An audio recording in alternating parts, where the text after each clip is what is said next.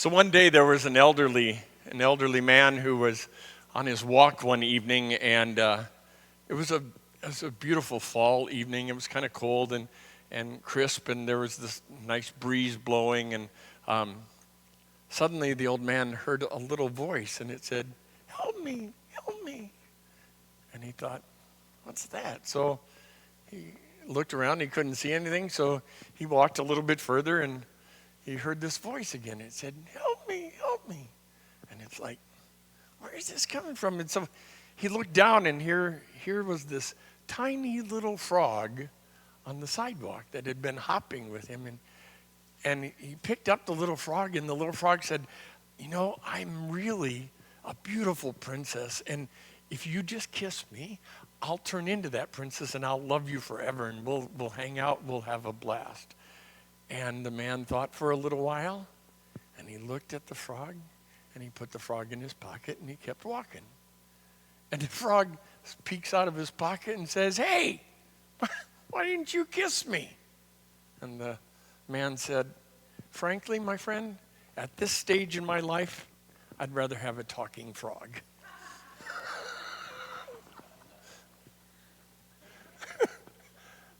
So what's the point of that story? There really is a point to it. The point is, my friends, that each and every one of us exist in relationship to others. The nature and the style of those relationships, those are vital components that determine what might be achieved by those relationships, but we all exist in a relationship.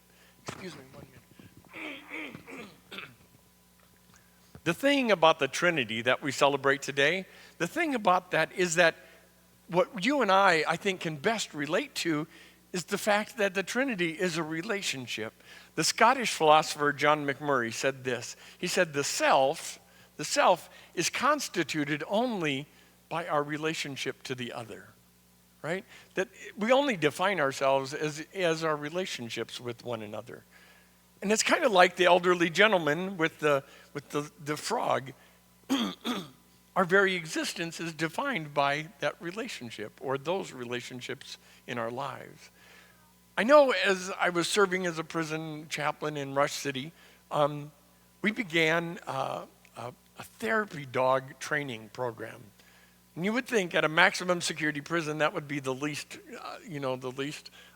viable thing that you would do. But it's been proven that pet therapy can actually transform people, right? And so when we approached the administration with this idea that we would start this dog training program, they were like, "Oh, hell no." Pardon my language, but that is what they said. And with a little persistence and a little time, it began to take place. And it actually lowered our active, assault inside the prison, like by 40% within 3 weeks. Because these guys no longer had anything not to do. They had something to do. They had a responsibility for this dog, and they had to get it out to the yard, and they had to train it, and they had to do all these things that nobody thought that they had a purpose. So now the guys have a purpose. The dogs have a purpose because they're going to be given back to the original trainers to finish their training and then be given out to somebody else. So the inmates had a purpose. The dog had a purpose. It was a wonderful combination, and it actually ended up being transformative for the whole system. Now we actually have 4 prisons in the state of Minnesota that actually have a dog program in their prison system. It's been proven over and over again, even with infants, that touch and care and compassion and empathy, they're just absolutely vital, right? Even not only infants, but elderly people as well. We have to be in relationship with one another. It's the one common thing that we share as humans. It's a relationship with each other. I don't think that it's an exaggeration to say by any means that we are made by our relationships. For example, I'm going to invite you to just think of the most memorable experiences in your life. If you did that for just 10 seconds, if you think of just the most memorable experiences of your life, I bet there was a companion, a friend, a parent, a cousin, somebody else that's special in your life that was a part of that memory, right? And conversely, if you think of the worst experiences of your life, the most stressful, those when you felt least recognized and most alone and abandoned, I bet those were not in relationship with anyone else, right? It's kind of like Jesus in the garden at Gethsemane or the Passion. Deprivation of human companionship is actually one of the worst of punishments, right? If you take me out of relationship with anyone, it's terrible. And that's why they try to limit segregation, or the hole, as we call it in prison. We try to limit that to a maximum point of 90 days, because after 90 days of not being in relationship with anyone, you really become less than even human, because you start to wonder, what am I doing and how am I doing this? How can I live? A lack of relationship is a terrible thing to experience and a terrible thing to live through. I actually believe that we are called to be in a constant relationship with each other. And that relationship is a manifestation, I think, of the Trinity. I believe that because I believe that each and every one of us are made in the image and the likeness of God. And if God is a relationship, then no wonder that we're called to that same relationship. No matter how much or how little that we understand about the mystery of the Trinity, we can say without hesitation that the entities of this Trinity, they existed in relationship with one another. The tradition of the church seems to have us locked into names, as if names would make it understandable, right?